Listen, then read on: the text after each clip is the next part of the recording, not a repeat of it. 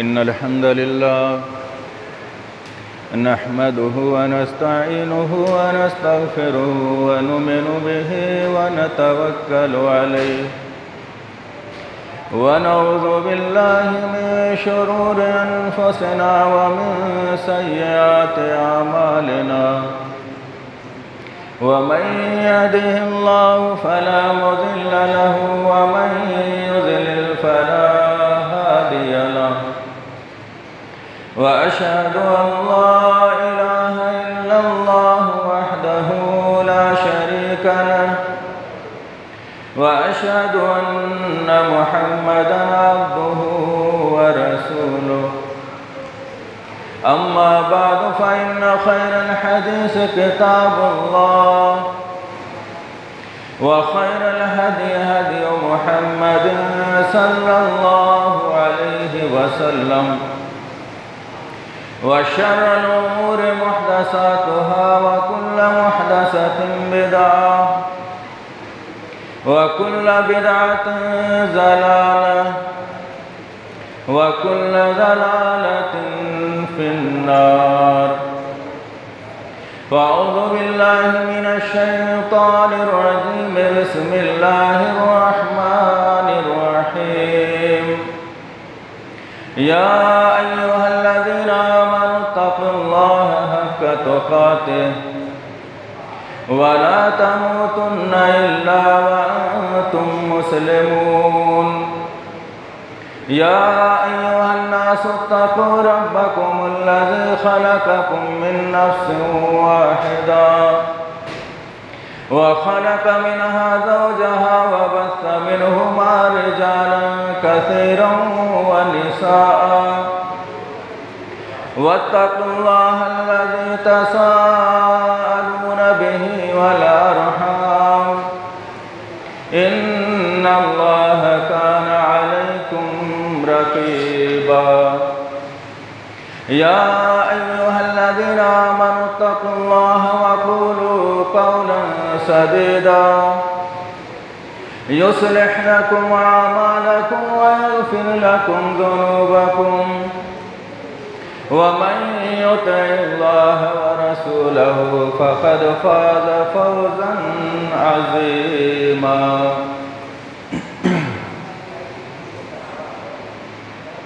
قال الله تبارك وتعالى في كلامه المجيد ما آتاكم الرسول فخذوه وما نهاكم عنه فانتهوا رب اشرح لي صدري ويسر لي أمري واحلل عقدة من لساني يفقهوا قولي سبحانك لا علم لنا إلا ما علمتنا إنك أنت العليم الحكيم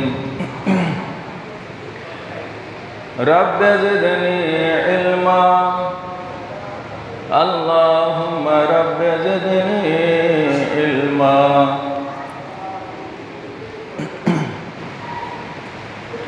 محترم حاضرین جمعہ، سب سے پہلے تعریف و توصیف، کبریائی اور بڑائی، افضلیت اور بزرگی اس اللہ رب العالمین کے لیے لائق و زیبا اور سزاوار ہے جو اس کائنات کا خالق و مالک، رازق اور پالنہار ہے۔ بعدہ بے شمار درود و سلام ہو اس ہستی اقدس و مقدس پر جن کا نام نامی اسم گرامی حضرت محمد مصطفیٰ صلی اللہ علیہ وسلم۔ برادران اسلام، پچھلے جمعے کے اندر اللہ کے نبی صلی اللہ علیہ وسلم کی آخری چند نصیحتیں آپ کے سامنے رکھی گئی تھی اور یہ بتلایا گیا تھا کہ ان نصیحتوں کے بعد اللہ کے نبی نے یہ کہا تھا کہ تم جنت میں داخل ہو جاؤ۔ اگر غور سے سنا ہوگا اور یاد ہوگا تو میں نے بتلایا تھا الگ الگ کچھ نصیحتیں تھیں اور کچھ نصیحتیں ایک ساتھ نبی نے کی تھی اور وہ 5 نصیحت تھی۔ پہلی چیز تھی کہ اللہ کی عبادت کرنا، 5 وقت نماز کا اہتمام کرنا، تیسری چیز تھی کہ رمضان کے مہینے کے روزے رکھنا، چوتھی چیز تھی زکوٰۃ کی ادائیگی حساب کر کے کرنا، اور 5ویں نصیحت تھی کہ حکومت وقت کی اطاعت کرنا جائز کاموں میں۔ یہ 5 چیزوں کے بعد اللہ کے نبی نے فرمایا تھا کہ تدخلوا جنت ربکم، اگر اس پر تم کھرے اتر گئے تو تم اپنے رب کی جنت پا جاؤ۔ آج بھی میں انشاءاللہ آپ کے سامنے ایسی 5 باتیں رکھوں گا جن پر کھرے اترنے کے بعد پھر جنت کا وعدہ ہے۔ معاملہ اس وقت کا ہے جب آپ نے نبوت کا اعلان کیا، اور آپ کی نبوت کا اعلان اڑتے پڑتے مدینہ تک پہنچا، اور چونکہ پورے عرب کے لوگ ضمانت جہالت میں بھی حج کرتے تھے اور کعبے کا طواف کرتے تھے، حج کے لیے جاتے تھے، مشرکین مکہ بھی کرتے تھے اور دور دراز سے لوگ بھی آتے، تو مدینے سے بھی لوگ حج کے لیے جاتے تھے۔ تو اللہ کے نبی صلی اللہ علیہ وسلم حج کے ایام میں لوگوں کو جب دور دراز سے آتے تھے تو اسلام کی باتیں بتایا کرتے تھے، اور عرب کے اندر پہلے ہی سے یہود و نصارہ کے ذریعے یہ بات مشہور تھی کہ ایک آخری نبی آئے گا جس کی فلاں فلاں علامت ہوگی اور ایسی ایسی نشانیاں ہوں۔ تو مدینے کے لوگ اور ہر باشعور آدمی یہ پہلے سے طے کیے ہوئے بیٹھا تھا کہ اگر اس نبی کا ظہور ہوا اور مجھے معلوم ہوا کہ وہ نبی آ چکا ہے تو میں چل کر کے اس نبی کے ہاتھ پہ بیعت کر لوں گا، اس نبی کا کلمہ پڑھ لوں گا۔ یہ طلب اور یہ خواہش ہر اس شخص کے دل میں رہتی تھی جو یہ عقیدہ رکھتا تھا کہ آخری نبی آنے والا ہے۔ مدینے کے لوگ جب پہنچے اور اللہ کے نبی کی بات کو انہوں نے سنا، انہوں نے یقین کر لیا کہ حقیقت میں یہی وہ نبی ہے جس کی پہچان یہودی ذکر کرتے ہیں، جس کی پہچان نصارہ ذکر کرتے ہیں۔ اس سے پہلے کہ وہ لوگ اس نبی کو مان لیں اور ان کے ساتھی بن جائیں، کیوں نہ ہم ان سے سبقت کر جائیں اور ہم اس نبی کے ہاتھ پہ بیعت کر لیں۔ اس تڑپ نے ان کو مجبور کیا اور انہوں نے نبی کی بات سن کر نبی کے ہاتھ پہ بیعت کا ارادہ کر لی، اور جب وہ بیعت کرنے چلے تو جو قرارداد تھی، جن شرائط پر اللہ کے نبی نے بیعت کی تھی، وہ بیعت مجھے آپ کے سامنے آج کے اس مختصر سے وقت میں آپ کے سامنے رکھنا ہے۔ اللہ کے نبی صلی اللہ علیہ وسلم نے جب کہا کہ تم میرے ہاتھ پہ بیعت کرو گے، اس وقت کا یہ ماحول تھا، پہلے الیکشن نہیں ہوتا تھا کہ آدمی جا کر کے وہاں پہ ووٹ ڈالے، پہلے کسی کو اپنا قائد، کسی کو اپنا لیڈر، کسی کو اپنا رہنما، کسی کو اپنا سردار چننے کا طریقہ یہ تھا کہ باری باری لوگ آ کر اس کے ہاتھ پہ اپنا ہاتھ رکھتے تھے اور بیعت کرتے تھے۔ بیعت کا مفہوم میں آپ کے سامنے لغت اور شریعت کے اعتبار سے رکھ دوں تاکہ وضاحت ہو جائے۔ جو طلبہ عربی زبان جانتے ہیں ان کو معلوم ہے کہ بے، یا اور عین، یہ 3 لفظ ہے، بے کا لفظ ہے۔ بے کے معنی بیچنا بھی ہوتا ہے اور بے کے معنی خریدنا بھی ہوتا ہے۔ تو بیعت کا معنی ہوتا ہے کہ جب کوئی کسی کے ہاتھ پہ ہاتھ رکھ کر کے بیعت کرتا ہے تو اپنے وجود کو اس کے حوالے کر دیتا ہے۔ کیا مفہوم ہوا؟ جس طرح آپ نے کوئی چیز خرید لی تو آپ اس کے مالک ہو گئے، اسی طرح جس نے سردار کے ہاتھ پہ بیعت کر لی، جس نے حکومت وقت کے ہاتھ پہ بیعت کر لی، جس نے اپنے رسول کے ہاتھ پہ بیعت کر لی، جس نے اپنے رہنما کے ہاتھ پہ بیعت کر لی، اگر ہاتھ پہ ہاتھ رکھ کر کے اعتراف کر لیا کہ اب آپ جو کہیں گے وہ میں کروں گا، جس چیز سے روکیں گے اس سے میں رک جاؤں گا، یہ بیعت کا مفہوم ہے۔ اور آج بھی بیعت ہوتی ہے خانقاہوں پہ اور بڑے بڑے مزارات پہ، جو اپنے سلسلے جوڑتے ہیں ولیوں سے، وہ جاتے ہیں اور ان کے ہاتھ پہ ہاتھ رکھ کر کے بیعت کرتے ہیں۔ یا اگر وہ ولی یا وقت کا بابا کچھ گھمنڈ اور تکبر کا مزاج رکھتا ہے تو اپنا ہاتھ چھونے نہیں دیتا، تو پھر وہ ایک چادر یا کپڑا ہوتا ہے جس کو دور پھینک دیتا ہے، اور وہ چادر ایک سرا وہ پکڑتا ہے، دوسرا سرا اس کا مرید پکڑتا ہے، اور پکڑنے کے بعد وہ کچھ باتیں کہلواتا کہ تم زندگی میں جھوٹ نہیں بولو گے، وہ کہتا ہے میں وعدہ کرتا ہوں جھوٹ نہیں بولوں گا، تم کبھی کسی کو دھوکہ نہیں دو گے، پھر وہ اس کنارے سے بولتا ہے میں وعدہ کرتا ہوں میں کسی، اس طریقے سے وہ ایک لمبا چارٹ بنا ہوتا ہے، وہ ساری باتیں ان سے قبول کرواتا ہے اور وہ وعدہ کر کے اٹھتا ہے۔ اس طریقے کی بیعت آج معاشرے میں ہو رہی ہے، مگر ایسی بیعتوں کا صحابہ کے دور میں کوئی ثبوت نہیں ملتا، یہ ان کی خود ساختہ اور اپنی بنائی ہوئی رسمیں ہیں۔ اللہ کے نبی صلی اللہ علیہ وسلم رسول تھے، آپ کے ہاتھ پہ بیعت کرنا ضروری تھا، آپ کے بعد جو خلیفہ ہوگا اس کے ہاتھ پہ بیعت کرنا ضروری تھا۔ بیعت کا مفہوم میں نے بتایا کہ ہاتھ پہ داہنے ہاتھ پہ داہنا ہاتھ رکھنا ہوتا تھا، اور وہ رہنما یا رسول کوئی بات کہتا ادھر سے یہ اعتراف کرتا تھا۔ حضرت جابر رضی اللہ تعالیٰ عنہ سے روایت ہے، اور حدیث کی سبھی کتابوں میں یہ واقعہ موجود ہے۔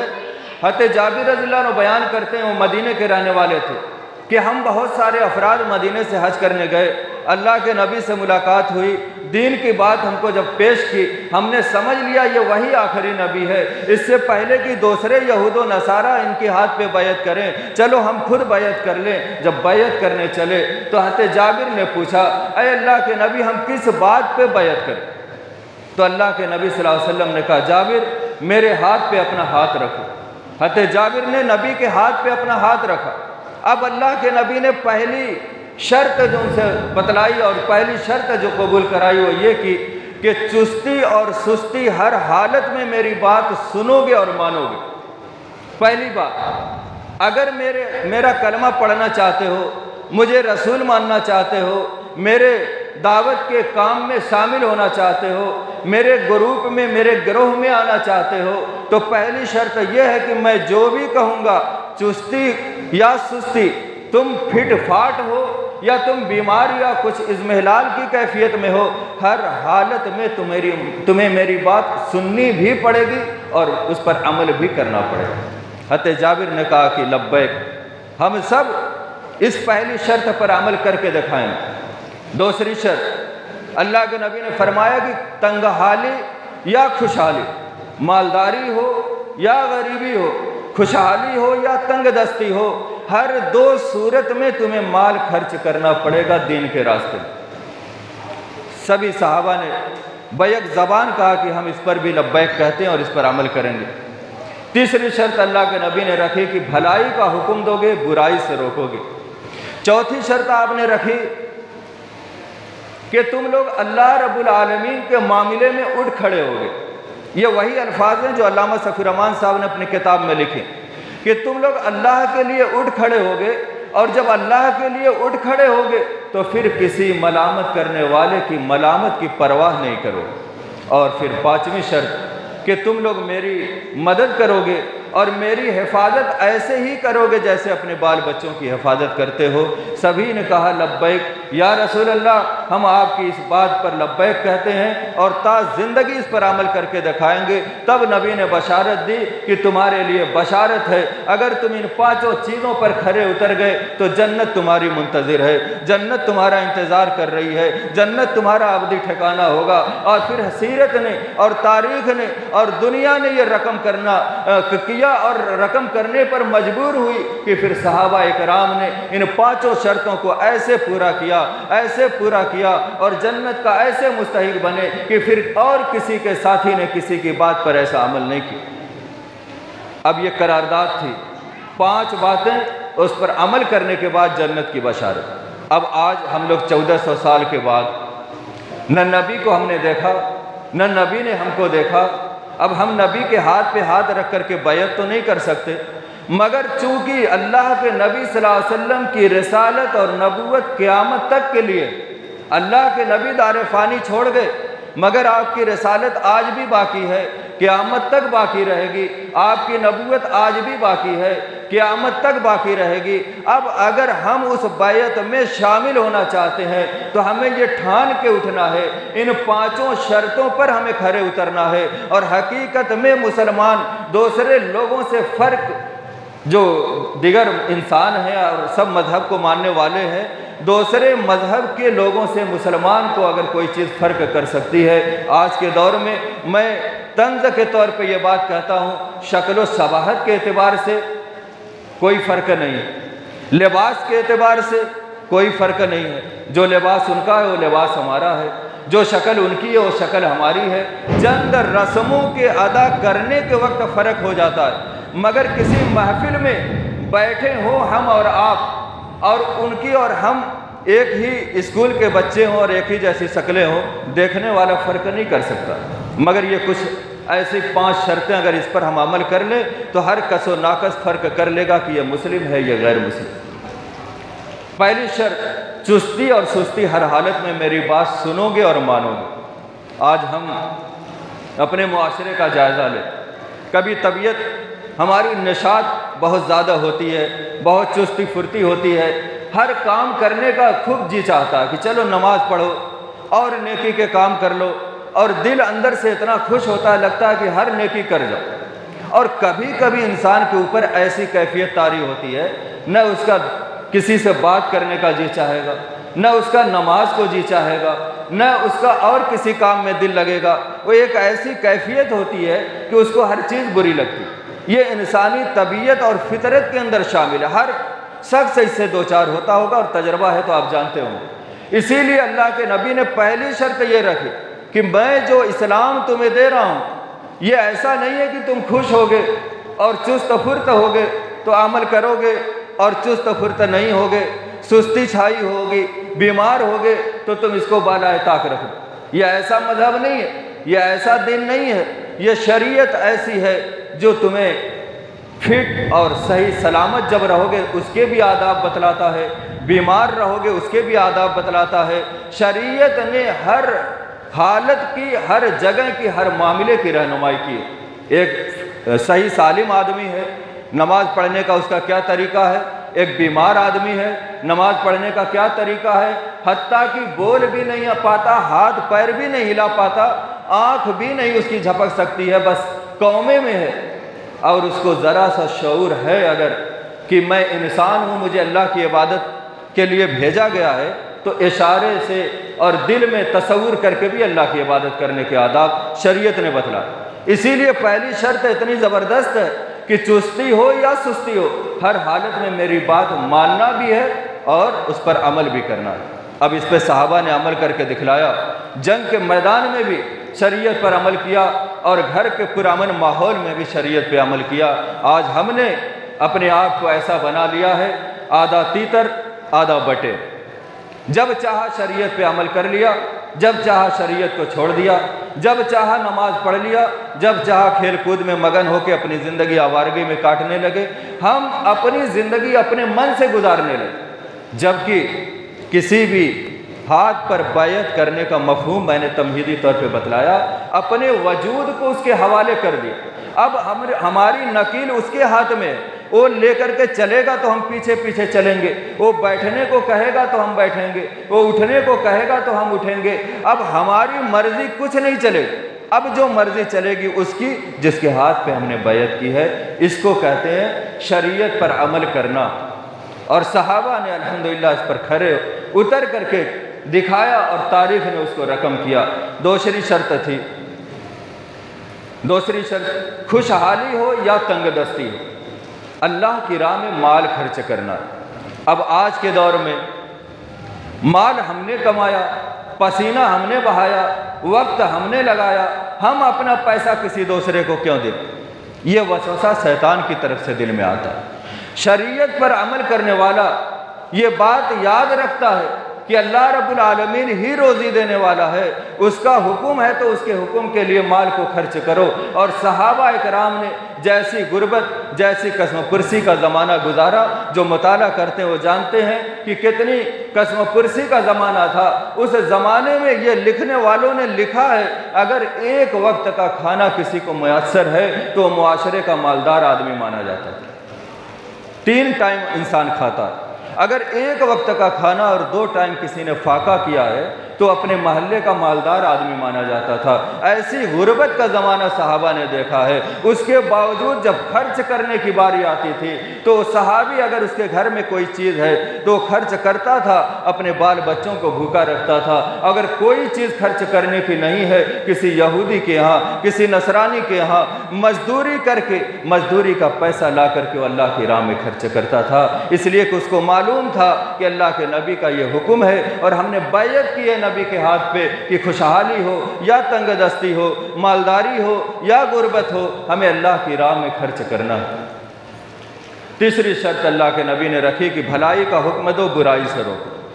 یہ بڑا کٹھن مرحلہ ہے۔ اسلامی حکومت میں یہ چیز بہت صحیح طریقے سے نافذ ہو جاتی ہے۔ حکومت وقت اسلامی حکومت ہے، اس کے کارندے جگہ جگہ گھوم رہے ہیں، نماز کا وقت ہے، پولیس کی گاڑی گزر گئی، ہر شخص بھاگتا ہوا مسجد کی طرف جاتا ہے۔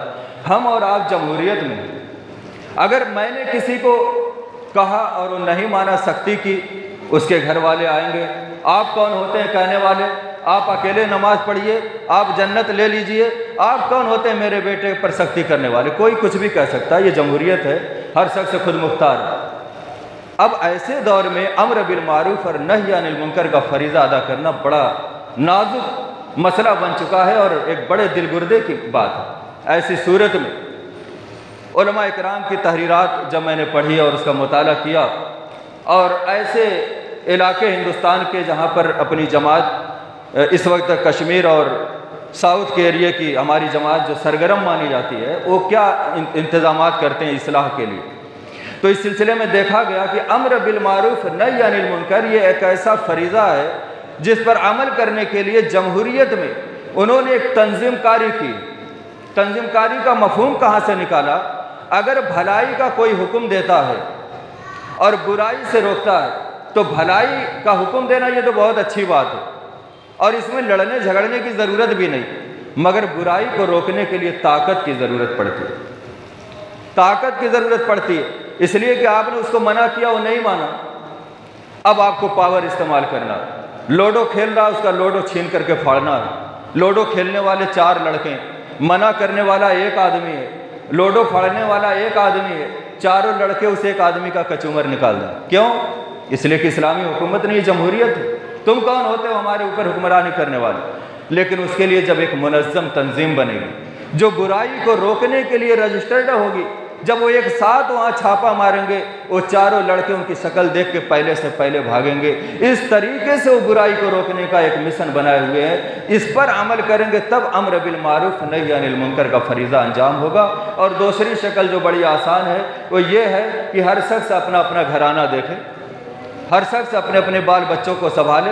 وہ ایسے ہے کہ جنت میں آپ کو معلوم ہے کہ اللہ تعالیٰ سب کی عمریں ایک برابر کر دے گا۔ آپ تقریریں سنتے ہیں کہ ہر شخص 33 سال کا ہوگا جنت میں، سب جوان ہوں گے، کوئی بوڑھا نہیں ہوگا۔ عمر کتنی ہوگی؟ 33 سال۔ اب سارے لوگ، مگر آپ دنیا میں دیکھیے کہ کوئی بڑا ہے، کوئی چھوٹا ہے، کوئی کم عمر ہے، کوئی چچا ہے، کوئی باپ ہے، الگ الگ رتبے ہیں۔ دنیا میں حکم ہے کہ ایک دوسرے کو بھلائی کا حکم دو اور برائی سے روکو۔ اب بھلائی کا حکم دینا، برائی سے روکنا، یہ فرق عمر کا اللہ نے دنیا میں اس لیے کیا کہ چھوٹا ہے بڑے کا احترام کرتا ہے، بڑے کی بات مانتا ہے۔ تو جو بڑے ہیں ان کی ذمہ داریاں کیا ہیں؟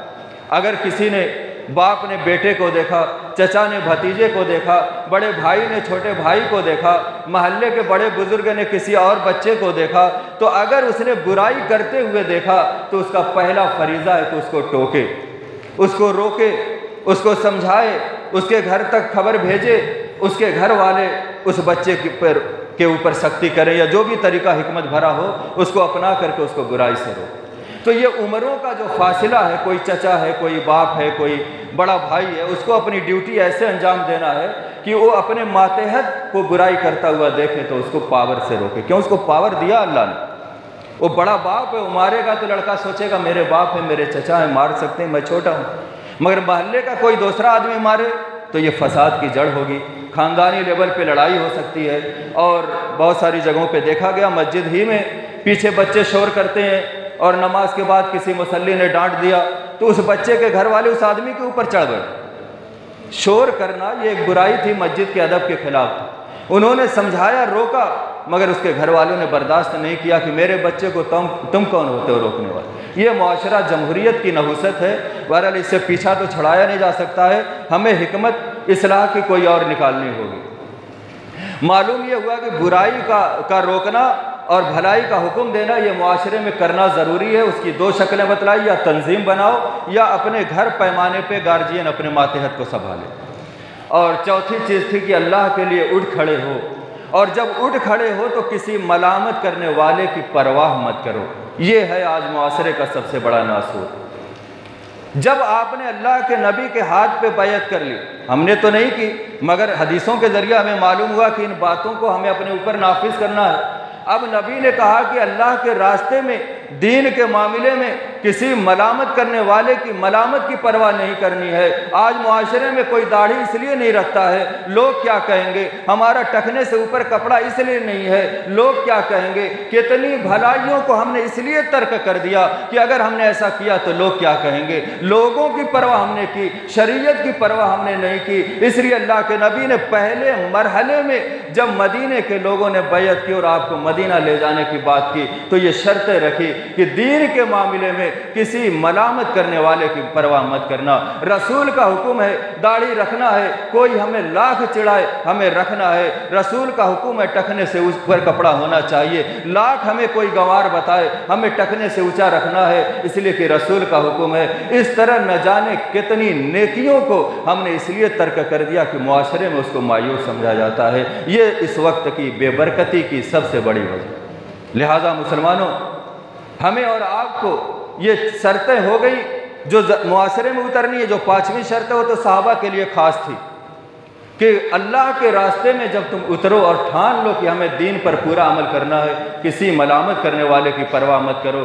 جہیز کا معاملہ ہو یا بارات کا معاملہ ہو، دیگر بہت سارے رسم و رواج کا معاملہ ہے، ہم سب جانتے ہیں کہ یہ ساری چیزیں معاشرے کے دباؤ میں ہم اور آپ کر رہے ہیں، شریعت کا حکم نہیں ہے۔ اور یاد رکھو، جب شریعت پر معاشرے کو ترجیح دی جائے گی تب پھر معاشرہ ذلت سے بھر جائے گا، پھر آپ کسی مرحلے میں کسی شعبے میں غلبہ نہیں پا سکتے۔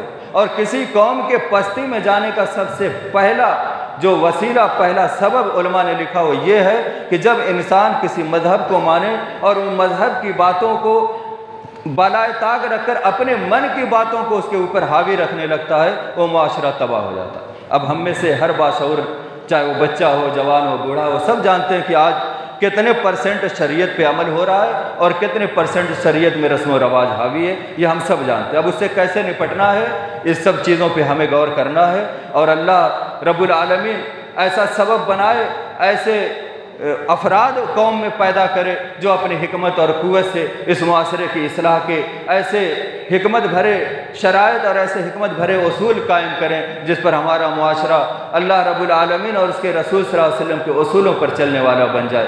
تو حضرات گرامی، یہ چار شرطیں ہوگی۔ پانچویں یہ تھی کہ اللہ کے نبی نے فرمایا مجھے جب مدینہ لے جانا، میری مدد کرنا اور میری ایسے حفاظت کرنا جیسے اپنے بال بچوں کی حفاظت کرتے ہو۔ یہ صحابہ کے لیے خاص تھا، وہ لے گئے تھے مدینے، انہوں نے ان کی تا زندگی حفاظت کی۔ تو حضرات گرامی، اب میں آپ کے سامنے ان باتوں کو رکھنے کے بعد آخری جملہ جو نبی کا یہ تھا کہ اے میرے صحابہ، بیعت ہو چکی، ابھی اسلام کا غلبہ نہیں ہے، تم خفیہ طریقے سے واپس چلے جانا، کسی کو خبر مت ہونے دینا۔ اگر اس پر تم قائم ہو گئے تو جنت تمہارا ٹھکانہ۔ اب قیامت تک کوئی مسلمان، حدیث کے ذخیرے میں یہ باتیں موجود ہیں، جب جو مسلمان اس پر عمل پیرا ہوگا اس وقت وہ جنت کا مستحق ہو جائے گا۔ یہ نبی کی زبان سے نکلے ہوئے الفاظ ہیں، نبی کے ارشادات پچھلے جمعے کو بھی اور اس جمعے کو بھی ہو بہو میں نے نبی کے خطبے آپ تک پہنچائے۔ خطبہ میں دے رہا ہوں مگر الفاظ وہی ہیں جو نبی نے مینا اور عرفات میں کہے تھے، وہ آپ تک میں نے پہنچا دیے۔ اللہ سے دعا کہ اللہ رب العالمین ان پانچوں شرائط پر ہمیں ہو بہو کھرا اترنے کی توفیق عطا فرما۔ اے اللہ، دنیا میں جہاں جہاں مسلمان مظلوم و مقبور ہیں، محقور ہیں اور مقہوریت کی زندگی گزارے، ان تمام جگہوں پر ان کو غلبہ عطا فرما۔ اللہ، جو لوگ بیمار ہیں انہیں شفاء کلی عطا فرما، جو لوگ بے عمل ہیں انہیں صاحب عمل بنا دے۔ اللہ، جو بے اولاد ہیں انہیں صاحب اولاد بنا دے۔ اللہ، جو لوگ بیمار ہیں انہیں شفاء کلی عطا فرما۔ جب تک ہمیں دنیا میں زندہ رکھ، ایمان و اسلام پر زندہ رکھ، اور جب ہماری روح ہمارے قفس انصری سے پرواز کرے تو اے اللہ ہماری زبان پر جو کلمہ جاری ہو وہ لا الہ الا اللہ محمد رسول اللہ، وآخر دعوانا الحمدللہ رب العالمین۔